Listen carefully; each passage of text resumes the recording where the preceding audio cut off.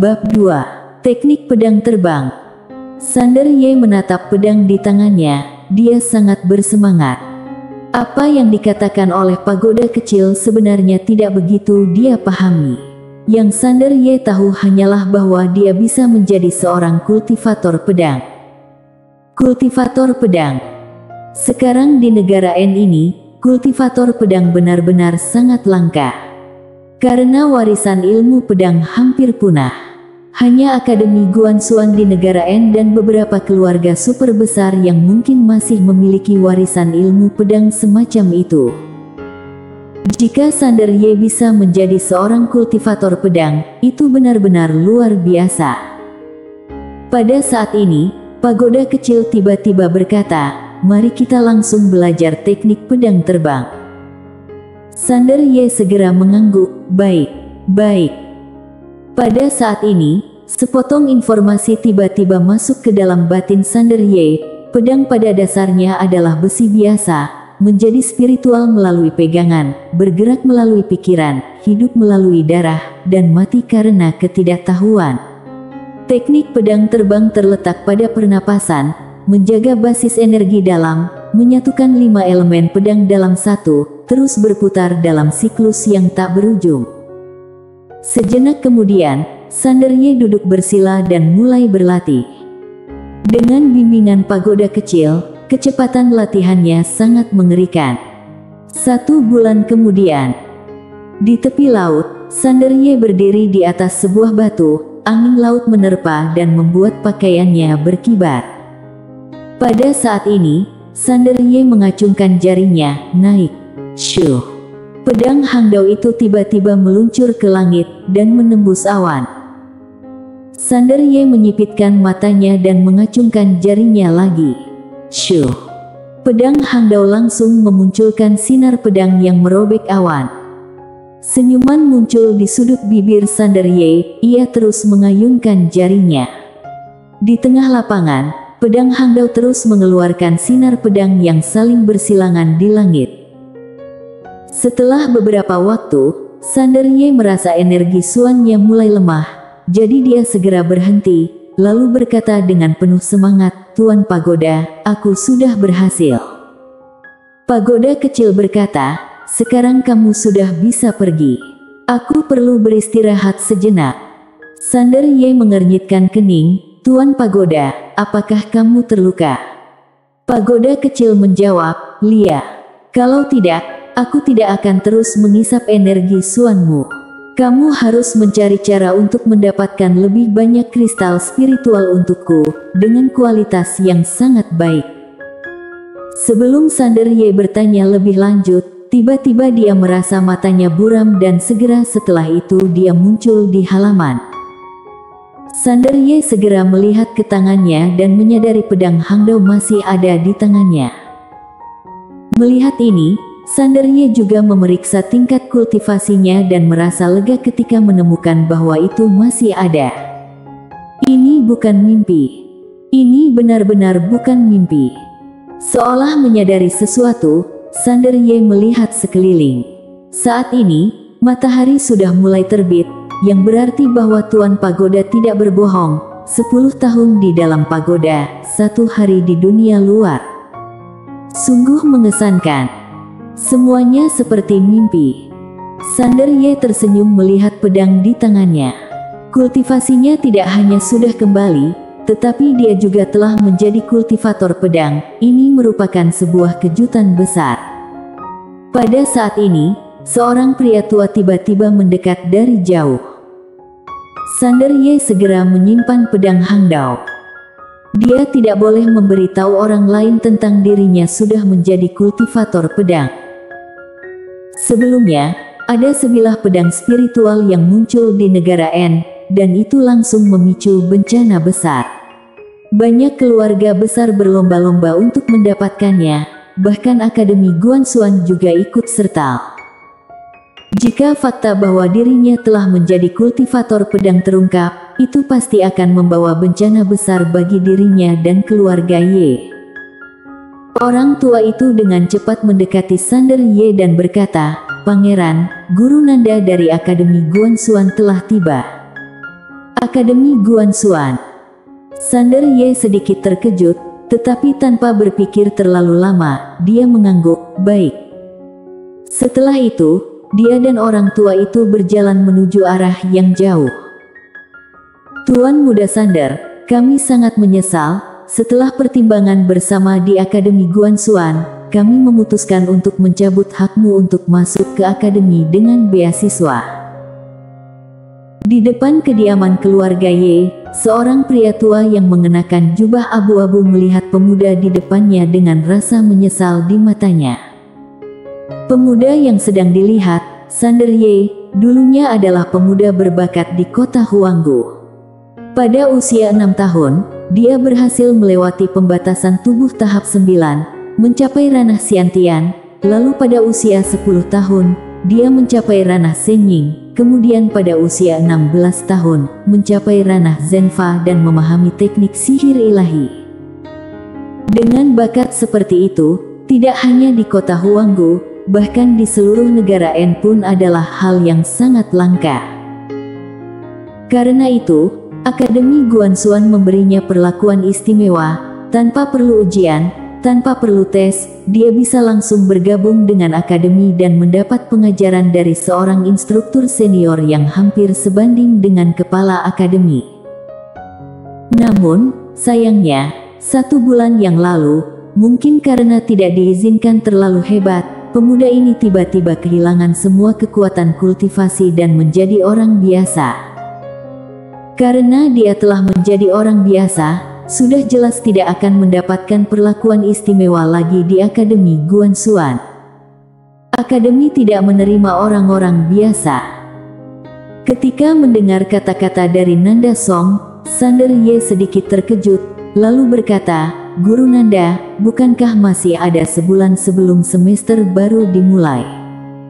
Nanda Song sedikit mengangguk, "Lia." Sander Ye meragu sejenak, lalu berkata, "Sebenarnya, tingkat kultivasiku."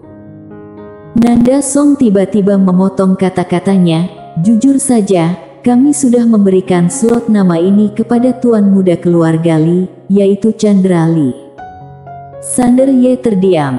Chandra Li, seorang bakat super dari keluarga Li, meskipun sebulan yang lalu bakat super ini hanya terlihat biasa di hadapannya. Nanda Song menatap Sander Ye dan berkata, "Tuan Muda Sander, ujian bela diri 10 tahunan sekali akan segera tiba, dan kami membutuhkan seseorang yang berbakat untuk memperebutkan tempat yang baik untuk kami dan mendapatkan lebih banyak sumber daya pendidikan dari Akademi Pusat.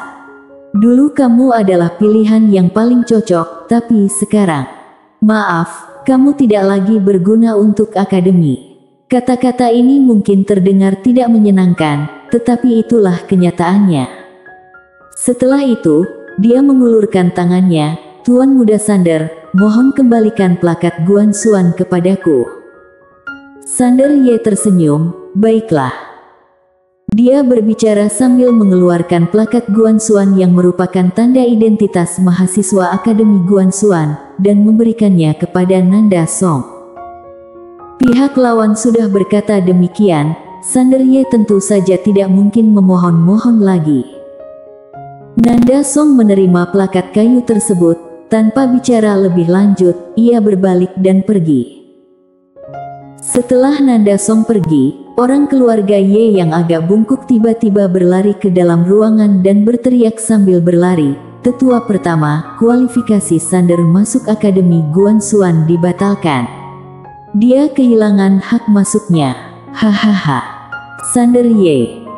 Tak lama kemudian, seorang pria tua tiba-tiba berlari keluar dari aula jauh dan segera berlari ke arah Sander Ye, "Panger. Sander, tetua pertama menggunakan hak istimewa tetua dan mengadakan pertemuan keluarga di kuil leluhur, memerintahkanmu untuk pergi ke sana segera."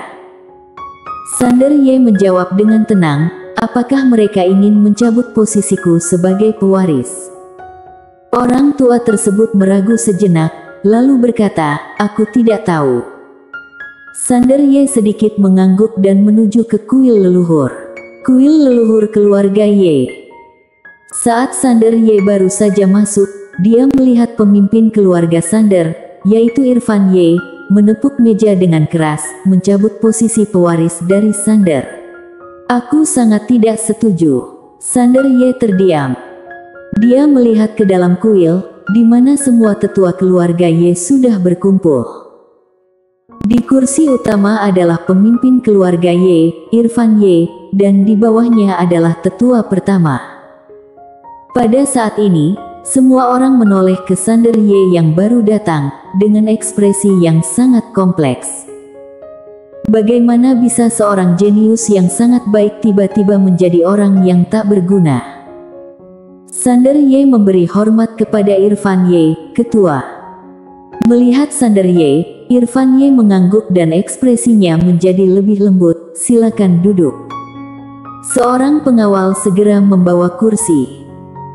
Ketika Sander Ye baru saja duduk, tetua pertama yang duduk di samping tiba-tiba berkata, "Ketua, apakah Sander saat ini pantas menjadi pewaris keluarga Ye?" Semua orang menatap tetua pertama. Tetua pertama berdiri, dan menatap Sander yang duduk di bawah sana. "Aku akui dalam beberapa tahun ini Sander telah berjuang dan berkorban untuk keluarga, dan sekarang keluarga Ye memiliki 26 tambang spiritual berkat usahanya. Tetapi dia sekarang tidak memiliki kultivasi apapun, dia hanyalah orang biasa. Jika kita terus membiarkannya menjadi pewaris utama keluarga Ye akan menjadi bahan tertawaan di seluruh kota Guanggu. Selain itu, pewaris utama keluarga Ye adalah simbol keluarga Ye, yang akan memimpin keluarga Ye di masa depan. Sander yang sekarang apakah bisa melakukan ini?" Kata-kata itu menggema di dalam kuil. Semua tetua bungkam. Sander Ye melihat ke orang-orang yang hadir, tidak berbicara. Dia ingin melihat, setelah dirinya kehilangan kekuatannya, berapa banyak yang benar-benar tulus padanya, dan berapa banyak yang akan menyulitkannya. Ketika seseorang kehilangan kehormatan dan kekuasaannya, semua orang di sekitarnya akan menunjukkan sifat asli mereka. Irfan Ye yang berada di kursi utama tampak marah. "Tetua pertama, Anda juga mengatakan bahwa Sander telah berkontribusi banyak pada keluarga Ye. Kalau begitu izinkan aku bertanya kepada Anda, dia baru saja dikeluarkan dari Akademi Guansuan, dan keluarga Ye segera mencopot posisinya dan meninggalkannya. Apa bedanya tindakan ini dengan binatang?" Setelah mengatakan itu, dia melihat ke arah Sander Ye dan berkata, "Sander, buka bajumu." Sander Ye melirik Irfan Ye, lalu melepas jubahnya. Ada bekas luka di sekujur tubuhnya. Irfan Ye menatap dingin ke arah orang-orang di sekitarnya. Ada 96 bekas luka di tubuhnya. Dari mana asal 96 bekas luka ini? Luka ini didapatkan dari perjuangan untuk keluarga Ye. Di kedua sisi, sekelompok tetua melihat luka di tubuh Sander Ye dan tidak mengatakan apa-apa. Tiba-tiba, tetua pertama berdiri, "Aku tidak menyangkal bahwa Sander Ye memiliki jasa kepada keluarga Ye, tetapi keluarga Ye bukan badan amal. Kita harus bersaing dengan keluarga lain, dan pewaris utama keluarga Ye adalah tulang punggung generasi muda keluarga Ye, yang akan memimpin keturunan keluarga Ye untuk berjuang di luar. Apakah Sander yang sekarang cocok untuk itu?" Pada saat ini, seorang pria tua di samping tiba-tiba maju dan berkata dengan suara rendah, "Ketua, menurutku apa yang dikatakan tetua pertama benar. Sander memang berjasa pada keluarga, tetapi keluarga bukanlah badan amal. Memangnya kenapa jika kamu punya jasa? Kita semua di sini siapa yang tidak punya jasa? Yang kita butuhkan adalah keuntungan, seorang pangeran yang bisa memperjuangkan kepentingan keluarga kita. Jika sekarang dia tidak bisa melakukannya, maka dia harus mundur dan menyerahkan posisinya kepada Faisal. Adapun dia, maaf kalau perkataanku terlalu kasar, pada saat ia kehilangan kultivasinya, keluarga belum menghilangkan semua perlakuan khusus yang diberikan padanya, itu sudah sangat baik." Sander Ye melirik orang tua itu, dia adalah tetua ketiga, dan dia relatif dekat dengannya sebelumnya. Setelah mendengar apa yang dikatakan tetua ketiga, semua tetua yang hadir memandang Irfan Ye. Irfan Ye menatap tetua pertama, kemudian berkata, "Apakah kamu ingin cucumu, Faisal, menggantikan posisi ini?" Tetua pertama mengangguk. Faisal memiliki kemampuan untuk itu. Setelah mengetahui bahwa Sander Ye dikeluarkan dari akademi, dia tahu bahwa kesempatannya telah datang. Jika Faisal Ye menjadi pangeran, maka statusnya di keluarga Ye akan meningkat secara signifikan. Tiba-tiba, Sander Ye berkata, "Para hadirin sekalian." Semua orang menoleh ke arah Sander Ye, dan Sander Ye berkata dengan tenang, "Bisakah kalian memberiku waktu 1 bulan? Setelah 1 bulan, jika tubuhku belum pulih, aku akan dengan sukarela melepaskan gelar pangeran ini." "Tidak bisa." Tetua pertama belum berbicara, tetua ketiga itu langsung angkat bicara. Dia menatap Sander Ye, "Posisi pewaris utama ini sangat penting, tidak bisa ditunda terus-menerus." Di sampingnya, tetua keenam juga maju dan mengangguk. Apa yang tetua ketiga katakan benar, posisi pewaris utama berkaitan erat dengan kepentingan keluarga Ye, tidak boleh terus ditunda. Kemudian ia melihat ke tetua pertama, "Faisal sangat berbakat, aku setuju." Jelas, dia ingin berpihak. Kemudian, dua tetua lainnya bergabung. Waktunya untuk memilih pihak. Sekarang, Sander Ye dalam situasi yang sangat sulit. Jika tidak segera memilih pihak, ketika Faisal Ye menjadi pewaris utama, itu akan sangat tidak menguntungkan bagi mereka. Melihat bahwa ada 5 hingga 6 tetua yang mendukungnya, tetua pertama tersenyum. Dia sedikit mengangguk kepada mereka. Kemudian, melihat ke arah tetua kedua, yang merupakan figur berpengaruh yang mengendalikan sebagian besar bisnis keluarga Ye dan memiliki otoritas besar dalam keluarga. Tetua kedua melihat Sander Ye yang tenang di bawah dengan tatapan mata yang datar. Setelah beberapa saat diam, matanya perlahan-lahan terpejam. Dia tidak bicara. Apakah Faisal Ye atau Sander Ye yang menjadi pewaris utama tidak akan memengaruhi kepentingannya? Jadi, dia tidak peduli siapa yang menang nanti. Dia hanya akan bergabung dengan pihak yang menang. Melihat tetua kedua tidak berbicara, tetua pertama juga tidak mempermasalahkannya. Dia melihat Sander Ye di bawah dan siap untuk berbicara, tetapi pada saat ini, Irfan Ye tiba-tiba berdiri dan menatap tetua pertama dengan marah. "Farhan, apakah kamu benar-benar ingin membuat masalahnya menjadi begitu serius?" Farhan Ye tidak menunjukkan ekspresi dan hanya berkata, "Faisal." Ketika suaranya terdengar, seorang pemuda tiba-tiba masuk ke dalam kuil leluhur. Pemuda itu adalah Faisal Ye. Faisal Ye memberi hormat kepada semua orang di dalam kuil, lalu menatap Sander Ye dan tersenyum. "Menurut aturan keluarga, aku dapat menantang pewaris utama saat ini. Sander, aku menantangmu sekarang. Tantangan hidup dan mati. Tantangan hidup dan mati." Semua orang terkejut. Ada 2 jenis tantangan di keluarga Ye. Pertama, tantangan yang adil yang hanya menentukan kemenangan atau kekalahan, tanpa mengancam nyawa.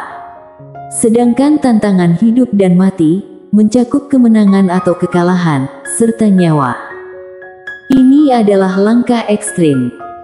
Irfan Ye menatap Farhan Ye dengan marah, dan Farhan Ye berkata dengan tenang, "Jika ketua merasa hebat, maka bisa mengubah aturan keluarga." Irfan Ye marah hingga wajahnya memucat. Pada saat ini, Sander Ye tiba-tiba berdiri dan berkata sambil tersenyum, "Aku setuju." Setuju. Di dalam kuil, para tetua melihat ke arah Sander Ye, dan Sander Ye melihat ke arah Faisal Ye. 10 hari dari sekarang, aku akan bertarung dengan Faisal." "Tidak bisa." Farhan Ye menatap Sander Ye dengan marah. 5 hari, tidak, besok, pertempuran akan diadakan besok. Sander Ye melihat Farhan Ye sejenak, lalu berkata, oke. Setelah mengatakan itu, dia memberi hormat kepada Irfan Ye dan pergi. Farhan Ye tiba-tiba marah, tidak, sekarang juga. Ketenangan Sander Ye membuatnya merasa cemas. Sialan.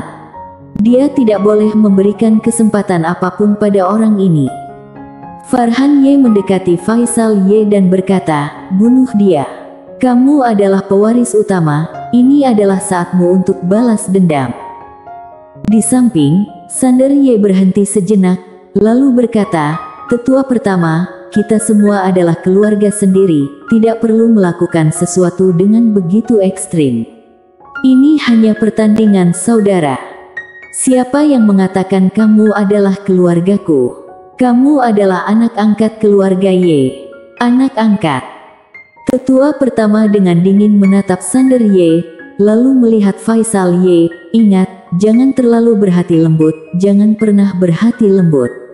Berbelas kasihan kepada musuh adalah kekejaman terhadap diri sendiri, mengerti? Bersambung.